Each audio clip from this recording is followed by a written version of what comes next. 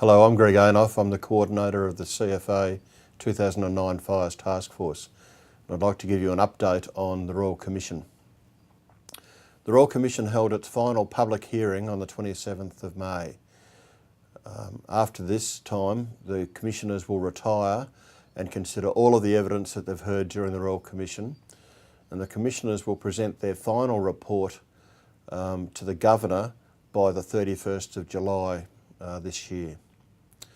In the meantime, there's no more public hearings and there's no more evidence to be given. When the report's given to the Governor by the Royal Commissioners, the Governor will then give it to the Premier, who at some stage after that will table it in Parliament, and at some stage after that it will become a public document. And we don't know what those timeframes are as of yet. In the final 2 days of hearings, the Commission heard oral submissions from Council Assisting, Jack Rush and his associates, and from the government, the state government, and also from any other parties that had leave to appear before the Commission on 3 key topics. Firstly, stay or go. Secondly, organisational structure. And the third topic was the topic of leadership, emergency management, command, control and coordination.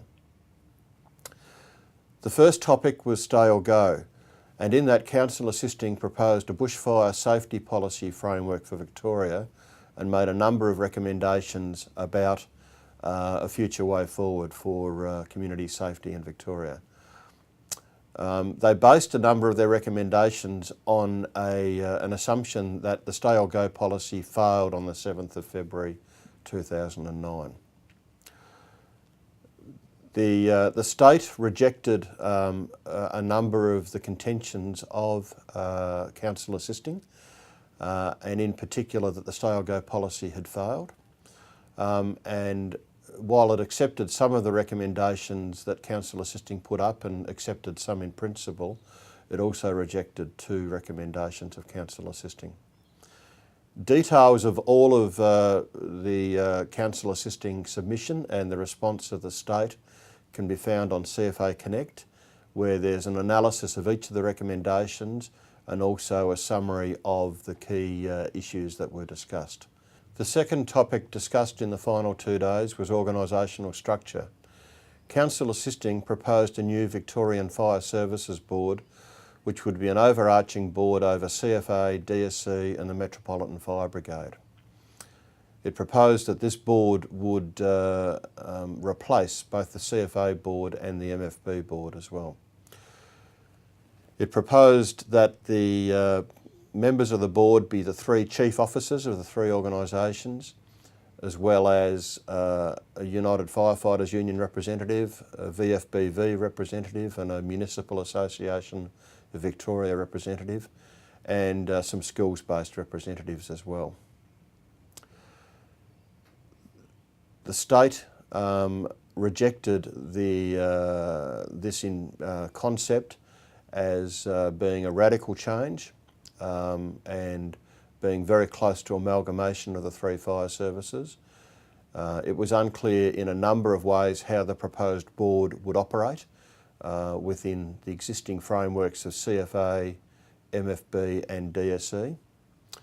And the state argued that the issues of better coordination between the fire services could be better addressed through other mechanisms like an improved Victorian Emergency Management Council and a changed role for the Emergency Services Commissioner. And so in principle the state government rejected those key recommendations. The third topic discussed on the final 2 days of hearings was the topic of leadership, emergency management, command, control and coordination. And this focused in on the operation of the Integrated Emergency Coordination Centre at 8 Nicholson Street, and also the operations of the fire service and police in general. Council Assisting proposed that the Commission make adverse findings against a number of individuals, including the CFA Chief Officer and 3 senior CFA officers, the DSC Chief Fire Officer and 2 senior DSC officers, and Christine Nixon, the former Chief Commissioner of Police. The findings against the fire services personnel, or the proposed adverse findings, were on the basis that council assisting alleged that they failed to undertake certain actions to ensure the preparedness of incident control centres, the operation of incident control centres, and warnings that were issued by those incident control centres. The state rejected these proposed findings and said that the tone and content of the findings was inappropriate, that the findings were emotive, and that they did not address the systemic issues but rather criticised individuals rather than look at the systems and processes that were in place on the day. In particular, they said that the individuals were doing the jobs that they were trained to do and were told to do on the day, and that if there was any criticism, it should be about those systems and processes.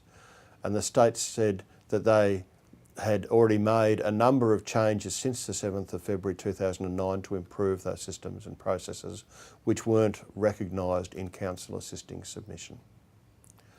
If you want any more information on this topic, and as well as on the organisational structure topic, details of the findings and the recommendations can be found on CFA Connect, a summary of each of those, and links from there through to the full council assisting submissions, and the state government's responses on each of those two topics can be found on CFA Connect.